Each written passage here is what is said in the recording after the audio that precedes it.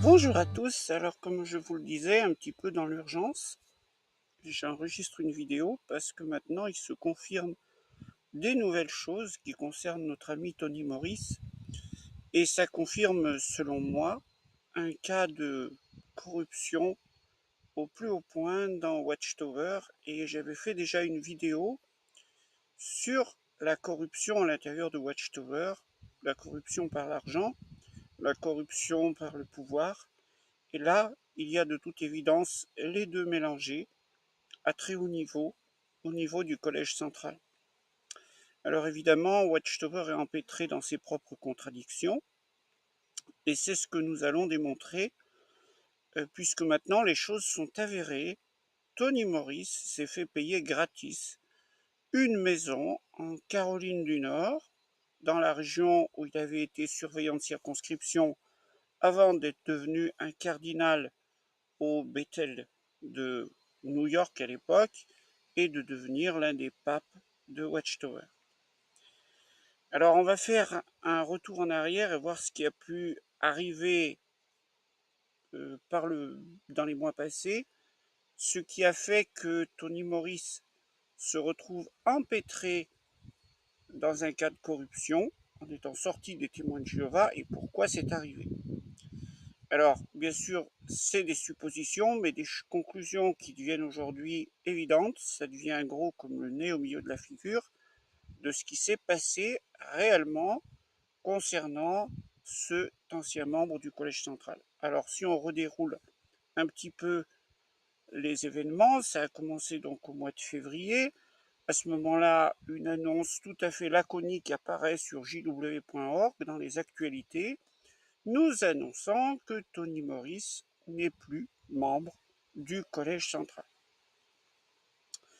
Alors, il arrive à Tony Morris ce qui arrive à beaucoup de témoins de Jéhovah ordinaires, c'est-à-dire qu'ils perdent tout simplement leurs charges, leurs attributions de service du jour au lendemain. Alors, du jour au lendemain, pour Tony Morris, dans un premier temps, on n'a pas su trop qu'est-ce que c'était. Est-ce que c'était des raisons de santé qui faisaient qu'il se retirait du Bethel, bien que c'était peu probable, hein. On a vu et on voit aujourd'hui des membres du d'organes directeurs là-bas qui sont très âgés et qui restent jusqu'au bout. Ça a été le cas de ceux qui étaient avant. Mais admettons qu'il ait eu un problème de santé, ou lui ou sa femme, et décide de se retirer du collège central. Il y a une chose de sûre, dans ce cas-là, il aurait toujours été bien considéré. Or, ce n'était pas le cas du tout, parce que ce qui s'est passé, et je vous l'avais dit, dans les jours qui ont suivi, il a commencé à voir le site JW qui a commencé à être expurgé des vidéos qui venaient de Tony Morris. On a retiré certaines des vidéos qu'il avait préenregistrées. Puis ça a continué avec le temps. Vous savez qu'ils enregistrent le culte matinal. Or, pendant qu'il était encore en poste à Warwick, Tony Morris avait enregistré une vidéo du culte matinal. Donc, je vais vous mettre un petit extrait à côté de moi. Et vous allez voir que cet enregistrement vidéo où il dit que Satan est un fumeur, donc vous voyez un petit peu le niveau des vidéos qui sont enregistrées le matin.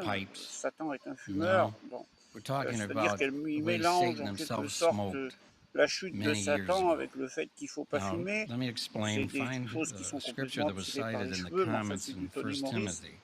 En tout cas, cette vidéo que vous voyez ici, elle a été expurgée de Watchtower, elle n'est jamais sortie. C'est-à-dire qu'il y a des choses du culte matinal qui n'ont jamais été mises en ligne parce qu'elles venaient de Tony Morris. Donc si Watchtower supprime les vidéos de Tony Morris, qu'ensuite les vidéos qu'il a préenregistrées et qui n'ont pas encore été mises en ligne sont rejetées de Watchtower et sorties, c'est pas que Tony Morris est parti pour des raisons de santé. Non. Il y a eu une faute. Il y a eu une faute. Quelle faute? N'importe qui s'est vu avoir ses charges retirées, sait que c'est toujours parce que vous avez commis une faute. une faute qui peut être relativement légère ou qui peut être plus profonde. Toujours est-il que quand vous êtes un témoin de Jéhovah lambda, vous êtes jugé avec grande sévérité, c'est-à-dire qu'on vous retire vos charges.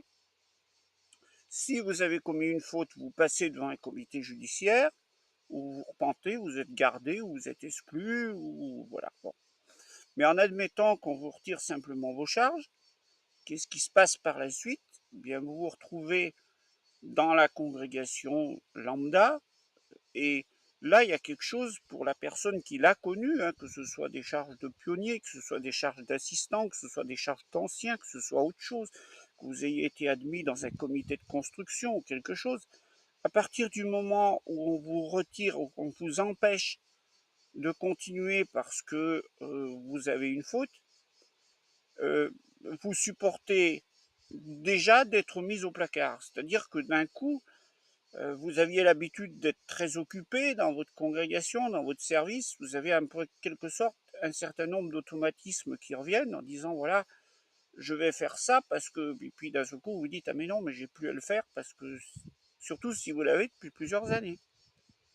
Et puis vous voyez les autres prendre votre place, et puis, bon, bah, faut supporter ça. Alors, bon, bah, ça se supporte encore. Si c'était que ça passerait. Mais il se mêle autre chose quand on vous retire vos charges, il se mêle le bavardage. Vous savez que les congrégations, c'est des vases clos, et que dès que quelqu'un perd ses charges, eh bien ça parle. D'ailleurs, c'est ce qu'on est en train de faire sur Tony Morris. Mais là, ça se fait au niveau du monde entier. Étant donné que la personne perd ses charges et que on ne sait pas pourquoi, eh bien, tout le monde discute, tout le monde parle. Et quand c'est vous qui en êtes la victime, je peux vous dire que c'est vraiment pas marrant. Parce qu'à partir de ce moment-là, certaines personnes commencent à inventer des choses sur votre compte, parce qu'elles ne savent pas, donc on va retirer leur charge. On sait qu'on retire une charge à quelqu'un dans Watchtower quand il y a une faute. Donc on vous a retiré vos charges, donc a commis une faute. Quelle faute? Alors on essaye de regarder votre passé, d'essayer de chercher, pour essayer de chercher quelle faute vous avez commise. Alors je peux vous garantir que quand vous en êtes victime, c'est pas marrant du tout. Et d'autant plus que rapidement, il y a certaines personnes qui sont persuadées d'avoir trouvé, qu'elles vous ont foutu une grosse charge, une grosse faute sur le dos, et qu'elles vous ostracisent tout de suite. Hein. C'est immédiat, moi je l'ai vécu ça. Hein.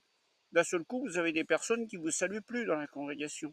Les invitations pour manger, ne cherchez pas, il n'y en a plus. Vous vous faites carrément mettre de côté. Et ça, c'est très difficile à vivre. Alors il y en a qui le vivent bien. Moi, il y avait d'ailleurs Watchtower a fait je crois une sorte de vidéo, j'essaierai de vous la sortir là-dessus, sur ça, sur deux anciens qui ont perdu leur charge et qui expliquent un petit peu leur état mental et puis ce qu'ils ont vécu suite à ça. Et eux, ils ont réussi à y passer sans dommage. Si vous êtes une personne sensible, vous explosez. C'est pas possible, c'est intenable la situation qui est la vôtre dans ces cas-là. Donc, vous vous retrouvez parmi la foule des ex-témoins de Jéhovah. C'est assez souvent le cas quand ça arrive à ce moment-là parce que c'est totalement insupportable et vous finissez par quitter la secte. Donc, imaginez un peu Tony Morris, le poids considérable qu'il a sur ses épaules parce qu'aujourd'hui, il y a le monde entier qui parle sur son compte. Après tout, nous, ce qu'on est en train de faire aujourd'hui, c'est de parler sur le compte de Tony Morris. On est en train de faire du bavardage. Pourquoi? Parce que c'est quelqu'un qui avait monté toutes les étapes. Hein. C'est quelqu'un qui a connu l'organisation, qui est rentré euh, comme proclamateur, et puis qui est devenu euh, pionnier, puis qui est devenu ancien, puis qui a été surveillant de circonscription suppléant, puis surveillant de circonscription nommé, puis il est devenu un des cardinaux, c'est-à-dire un des membres des filiales de Watchtower, afin d'être élu à la fonction suprême, de devenir membre du collège central, un des papes de Watchtower. Donc vous imaginez que quand on a gravi tous les échelons comme ça, c'est quelqu'un qui est connu, qui a circulé dans le monde entier, et qui d'un seul coup se fait virer comme un malpropre. Ben vous avez toutes ces personnes qui le connaissent qui parlent, parce qu'ils ne savent pas ce qui est arrivé. Alors, étant donné qu'on a vu Tony Morris acheter de l'alcool auparavant, ben, on présuppose que c'est la faute qu'il a commise, qu'il a eu un problème avec l'alcool. Mais on le présuppose, mais allez savoir si on ne se trompe pas complètement. Il y a peut-être autre chose. Aujourd'hui, tant que c'est pas connu complètement, on ne peut pas le dire, bien que ce soit la chose la plus probable. Mais par contre, ce qu'on comprend, et qui maintenant est une certitude, vu la façon dont il se comporte avec lui, c'est que il a commis une faute. Et que probablement, il a perdu ses charges d'ancien. Encore que. Parce que je vous explique quelque chose.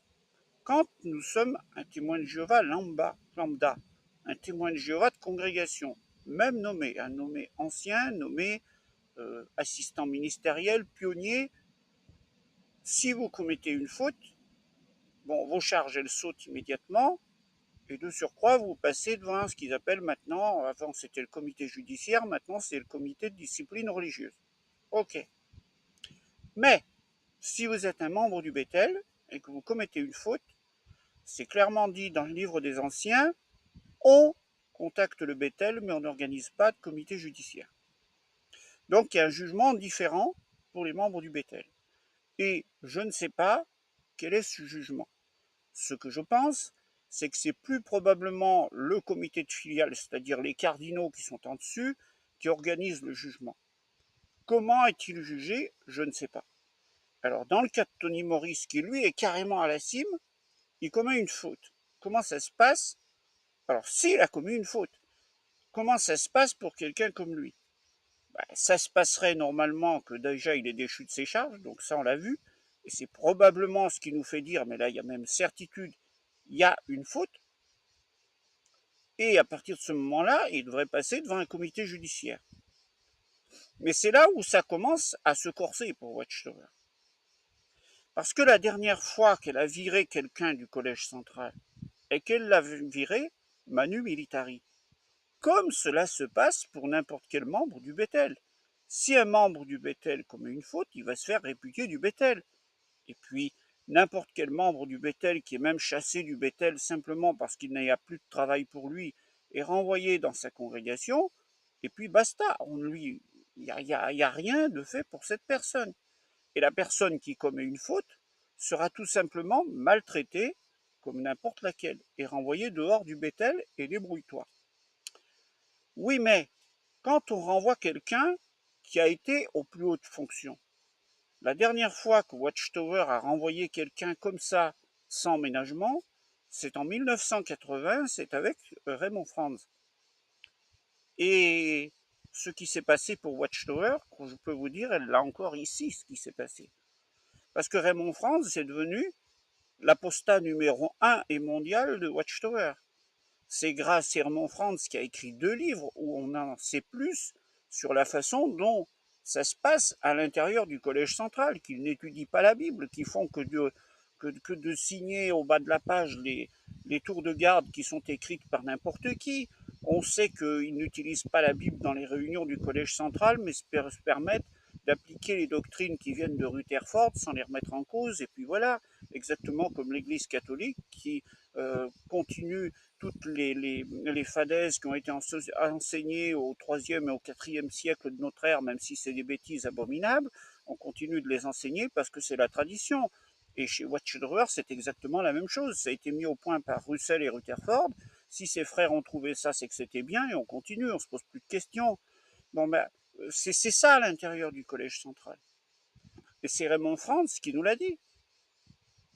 Bon, et Raymond Franz, il est sorti en 1980, à une époque où il n'y avait pas d'internet, où il a écrit 2 livres, il a fait beaucoup de mal à Watchtower.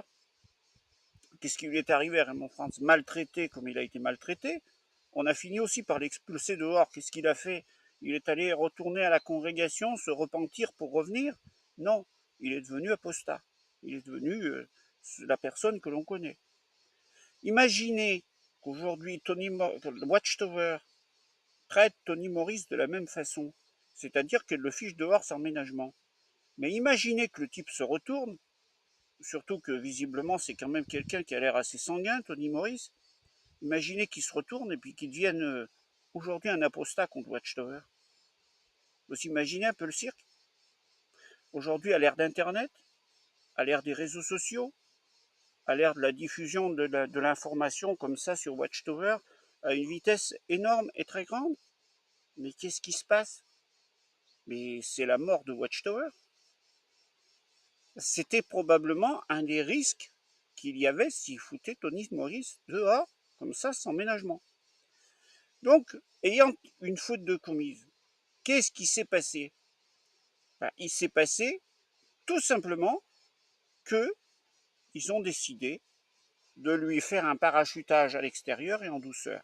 Et pour ça, eh bien, sur les dons de Sophia, sur les dons des frères et sœurs d'Afrique, sur les dons de tous les pauvres qui cotisent dans la boîte de Watchtower, on a prélevé 250 000 $ pour payer une maison à Tony Morris en Caroline du Nord. Et de ce fait, on le remet dans sa région d'origine, là où il connaît du monde. On essaye de lui amortir la chute. Comme ça, Watchtower est satisfaite. Au niveau des membres du Bethel qui étaient peut-être au courant de la faute commise par Tony Morris, Watchtower l'a débarqué du Bethel. Mais d'un autre côté, elle essaye d'atténuer la chute de Tony Morris pour qu'il ferme sa gueule, passez-moi l'expression, en faisant quoi? En lui promettant une retraite dorée et en lui l'offrant en prélevant de l'argent sur les comptes de Watchtower. Et c'est là où il y a une corruption. Et vous la voyez très nettement. C'est qu'il n'est pas traité comme n'importe qui. Il n'est pas traité comme n'importe qui à cause de sa place et à cause de ce qu'il sait et des risques qui sont encourus par Watchtower. Et c'est là où il y a la corruption. Il y a de l'argent qui est prélevé. Vous pensez un peu aux témoins de Jéhovah d'Afrique qui vivent sous des cases en tôle. Ensuite, vous pensez à n'importe quel membre du Bethel qui aurait commis une faute et qui est mis dehors. On lui paye une villa à 250 000 $ à lui.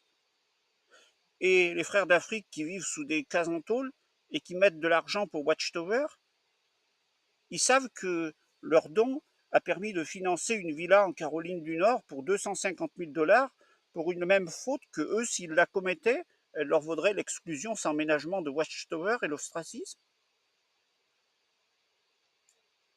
C'est ça qu'a fait Watchtower. C'est, je vous le mets parce que c'est trop évident. Selon que vous serez puissant ou misérable, les jugements de cour vous rendront blanc ou noir. Eh bien oui. Selon que vous serez membre du collège central ou proclamateur de congrégation, les jugements de cour vous rendront blanc ou noir. Ben oui. Et ça s'appelle de la corruption. Et ça se fait à l'intérieur de la religion qui est celle qui se considère comme étant la vraie religion, l'organisation phare de Jéhovah, la vérité, mieux que les autres. Donc vous voyez, c'est pas mieux, c'est exactement, mais bon, ce qu'ils ont fait là, c'est de la magouille que vous retrouvez dans les partis politiques, que vous retrouvez dans n'importe chez les évangéliques ou chez n'importe qui. C'est pas mieux chez les autres. Mais ce qu'il y a, c'est que Watchtower se présente comme étant la vérité et qu'elle fait exactement ce que ferait n'importe quelle organisation qui se sentirait attaquée. Voilà, on met la main au porte-monnaie et puis on ferme les choses parce qu'on a les moyens de s'en sortir avec de l'argent. Mais que Watchtower n'aille plus proclamer qu'elle est une sainte. Voilà, c'est tout. Elle n'est pas une sainte. Elle est aussi corrompue que n'importe laquelle. Elle est aussi corrompue que n'importe quelle autre religion. Mais elle sauve les apparences. N'oubliez pas qu'on est chez les puritains et que chez les puritains, il faut absolument sauver la façade, c'est-à-dire, voilà, c'est Watchtower et devant, il y avait une faute qui allait certainement devenir évidente de Tony Morris, donc il fallait l'enlever, mais il fallait le parachuter en douceur quelque part pour qu'il ferme sa gueule. Et dans ce cas-là, on ouvre le porte-monnaie. Ben ça, c'est de la corruption, et c'est ce que je voulais vous dire. Alors, je vais vous apporter maintenant 2 extraits vidéo. La première vous montre comment Tony Morris a été remplacé dans les vidéos, comment on a carrément refait des vidéos et où on a remis, oui, Tony Morris est gardé alors qu'à la place, eh bien, il y a des témoins de Jéhovah décédés, des membres du collège central qui sont gardés, et lui est enlevé, ce qui prouve véritablement qu'on ne veut plus le voir, qu'on ne veut plus l'entendre, qu'il n'est plus, comment dire, Oui, il n'est plus qualifié pour enseigner. Donc ça signe la destitution des fautes. Donc normalement, on en déduit que Tony Morris n'est plus membre du Collège central, ça vous le savez, mais n'est même plus ancien, n'est plus rien du tout. Il a été destitué. Il n'a plus considéré comme apte à enseigner. Ça signe d'une perte de charge complète. Donc je vais vous passer ce premier extrait vidéo, puis je vous passe le second, et on se retrouve après pour en discuter. The Congregation Book Study is scheduled to go over Chapter 54 of Enjoy Life Forever during the week of August 14th to 20th, 2023. That chapter is entitled The Role of the Faithful and Discreet Slave and has Anthony Morris delivering a 9-minute talk entitled We Need an Organization. There are people who believe there is no need for a religious organization. They feel they have their own personal relationship with God, and that is good enough. Though there are thousands of national and international organizations around the world, they are organized according to human viewpoints and philosophies. But our organization is different. It is theocratic. That means it is ruled by Jehovah as head over all. And how does Jesus direct the organization here on earth? Matthew 24:45 says that Jesus has appointed a faithful and discreet slave to serve spiritual food at the proper time. The governing body gives all credit for the success of this organization to Jehovah and the appointed head of the congregation, Jesus Christ. We are just imperfect men trying to follow the lead of Christ and the Holy Spirit. That is where the direction and wisdom of the organization comes from, not from mere man. While there are some well-educated and prominent men who have accepted the truth and are now our fellow brothers, the majority in the organization come from a more humble background. There are no perfect organizations on earth. However, this is the best of them all. And we appreciate the contribution all of you make to the success of the preaching work worldwide. Let me rephrase that. It had Anthony Morris delivering a 9-minute talk. The photo and his video have now been replaced. Here's the first video. Have you ever heard someone say, I'm not religious, but I am spiritual? Or, I don't need to belong to a religion. I worship God in my own way. And the second video in the chapter has been edited.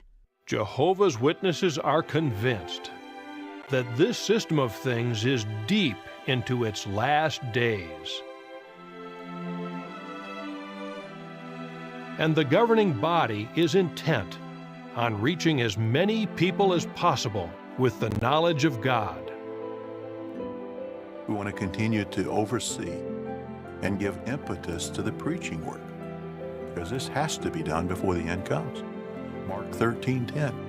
In all the nations, the good news has to be preached first. Jesus said that we can have more confidence in the fulfillment of the Bible than the Son can possibly have. muster So that up kind of faith to we get can out do the there work and that's involved. We preach and just pour teach the ourselves good into news of the that. kingdom It would and be have that impossible for humans urgency to about do it because it is what so Jehovah urgent. accomplished. Jesus said that we We can have have to more give him confidence. full. Notice they left 2 governing body members that have long since passed away in that video, so the changes made weren't simply to keep publications up to date. Alors voilà, c'est ce premier extrait vidéo, vous l'avez vu, hein, vous avez vu que des vidéos sont retirées, sont changées, sont modifiées, parce qu'on ne veut plus voir Tony Morris enseigner à l'intérieur de Watchtower. Alors maintenant, deuxième extrait vidéo, un peu plus long, 6 minutes. Je ne connaissais pas cette chaîne, hein, c'est ce matin que je l'ai découvert. Je connaissais bien la chaîne d'avant, hein, parce que cette chaîne-là, tenue par cette femme, elle est vraiment juste. Elle me donne souvent des choses très au point. Si elle l'a sortie, en principe, c'est que ça arrive, c'est bien. C'est quelque chose que je suis fréquemment. Je suis abonné à sa chaîne parce que ses vidéos sont assez courtes, mais elle trouve toujours les trucs à sortir. Donc c'est pour ça que je suis abonné à sa chaîne. Et c'est elle qui m'a fait connaître l'autre. Et je vous passe donc l'étiquette de l'enveloppe bleue. Alors l'enveloppe bleue, vous voyez pourquoi ça s'appelle l'enveloppe bleue. Hein. Vous savez que quand on est exclu, c'est une enveloppe bleue qui emmène votre nouvelle au Bethel. C'est dans une enveloppe bleue. Donc je pense que c'est pour ça qu'il a appelé sa chaîne l'enveloppe bleue. Et on va voir que Tony Morris, on lui a payé une maison à $250,000. Where is Anthony Morris? That's been the question for several months now among current and former Jehovah's Witnesses. By the way, hello, I'm Phil. You're watching the Blue Envelope channel. So, as most of you watching probably know already, Anthony Morris was a member of the governing body of Jehovah's Witnesses from his appointment to that position in 2005 until a few months ago, when a notice on jw.org tersely announced that as of February 22nd, 2023, Anthony Morris was no longer serving as a member of the governing body. Now, the notice was only up for a couple of days, which I think has left many current witnesses in a lot of confusion as to whether it was legit or whether it was there at all. I can confirm it definitely was there. This is a screenshot I grabbed myself about it. And in the months since then, the organization has been slowly deleting or editing out videos on jw.org which featured Anthony Morris. So a confirmation there. So that brings us up to date. And to cut to the chase, Tony and Susan Morris are living in Lumberton, North Carolina, as has been speculated about. So about 4 weeks after that announcement on jw.org, we find this real estate document dated March 28th, 2023 on the Robeson County, North Carolina website.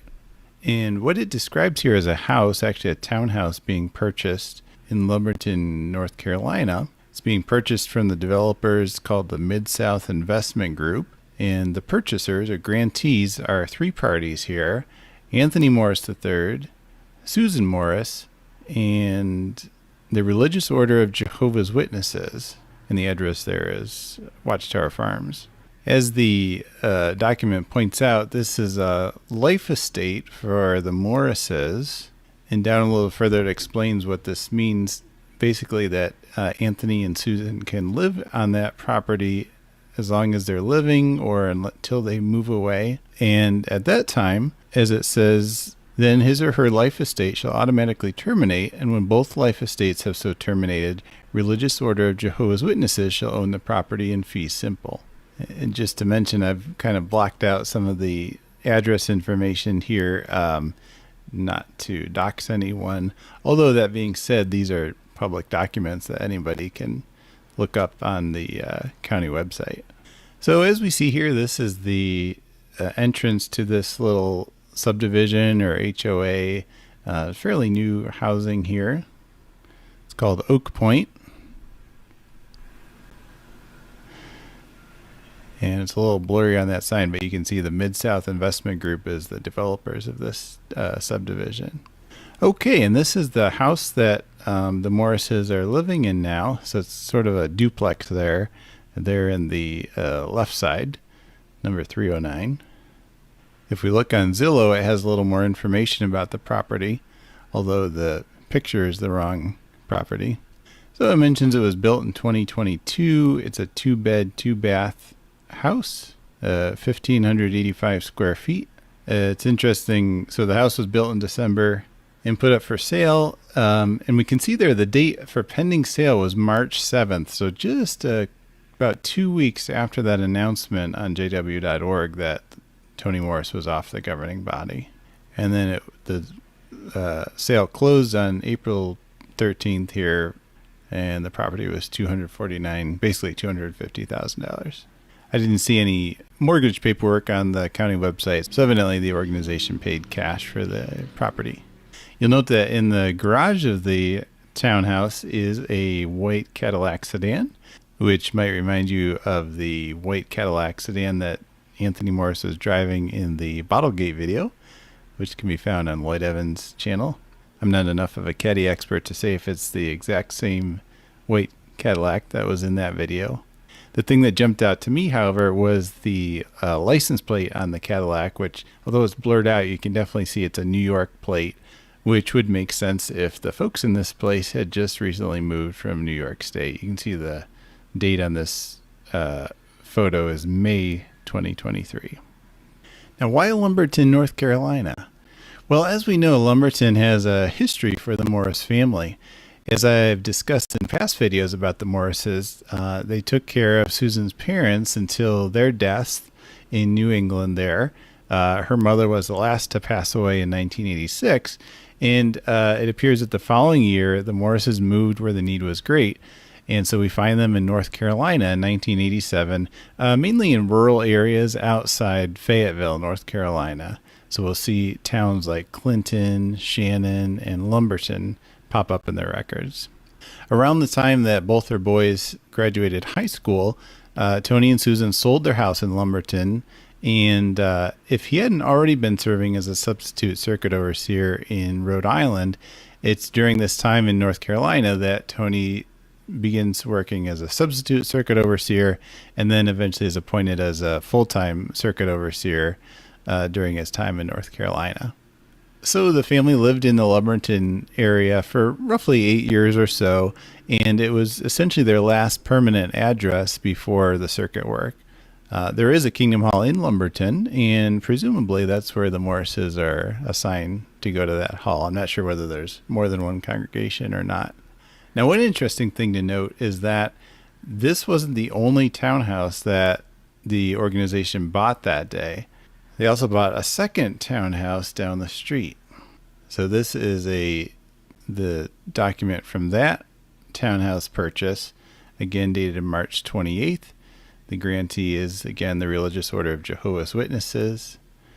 So you notice this talks about Lot 23, whereas the Morris's townhouse was Lot 32. So this is a map of the subdivision here, and you can see Lot 32 there kind of in the middle where the Morrises live, and then Lot 23 is just across the street and down a few right here. So if we're at the Morris's house, we just swing to the left here, and we'll go down a few notches.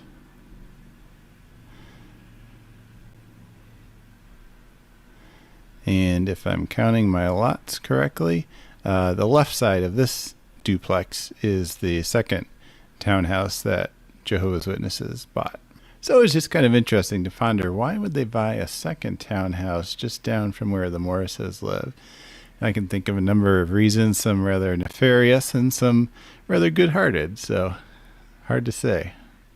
So this is the listing for that second townhouse they bought, and almost identical to the other one they bought, again for $250,000, 1,585 square foot, 2-bed, 2-bath townhome. And the dates match as well. We can see that March 7th again was the date they started closing on this property, same as the other one, and just a couple weeks after that announcement about Tony Morris being removed from the governing body.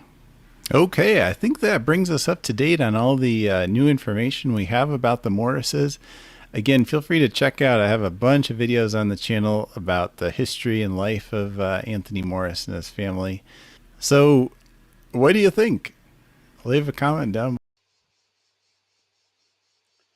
Voilà, alors vous voyez un petit peu la maison de Tony Morris en Caroline du Nord. Vous voyez qu'on l'a parachuté là, il va y vivre une retraite bien tranquille, à l'écart du collège central, mais je vous pose la question, pour quel membre du Bethel qui aurait été débarqué, on aurait eu les mêmes égards, c'est-à-dire de payer une maison? Est-ce que nous, exclus maintenant, on est en droit d'aller demander, puisqu'on a servi Watchtower pendant des années, payez-nous une maison à 250 000 $? Je crois qu'on se ferait envoyer dans les cordes, alors que pour lui, on l'a fait, et Watchtower l'a fait, elle l'a fait de toute évidence, parce qu'elle veut que ce monsieur se taise définitivement et ne parle pas sur ce qu'il pourrait pu voir ou connaître à l'intérieur de Watchtower, parce qu'il y a certainement d'autres faits de corruption. Je pense qu'il pourrait parler, depuis qu'il y a des constructions, des enveloppes d'argent qui ont dû partir aux municipalités de Warwick et de Ramapo pour qu'elles acceptent des permis de construire sur leur commune, alors que ça ne leur rapporte strictement rien d'avoir les témoins de Jéhovah. Et pourtant, ils signent les permis de construire avec beaucoup de facilité, attribuant ça à la main de Jéhovah. Je vais vous dire, J'aimerais bien que Tony Morris devienne un jour un opposant et puis vienne nous raconter véritablement comment les témoins de Jéhovah obtiennent ces permis de construire.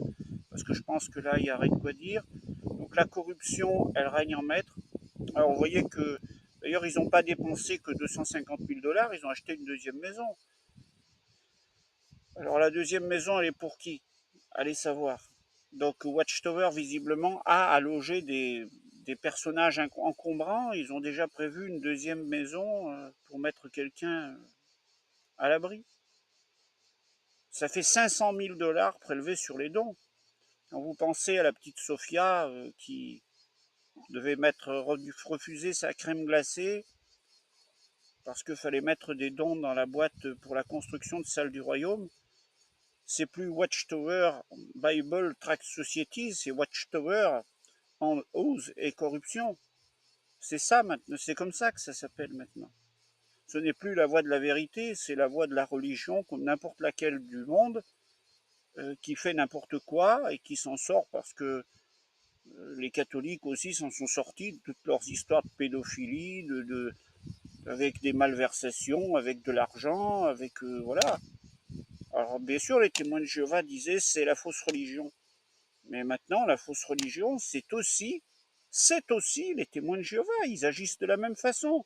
Ils ne peuvent plus se dire nous sommes la vraie religion. Ils font des trucs, des magouilles par derrière qui sont ni plus ni moins corrompus. Et ça, ça signe le fait d'être une fausse religion. Voilà ce que je voulais vous dire aujourd'hui. Je pense que ça vous a plu. Et puis je vous dis à bientôt. Et puis passez une bonne semaine. Allez, bisous à tous. Au revoir.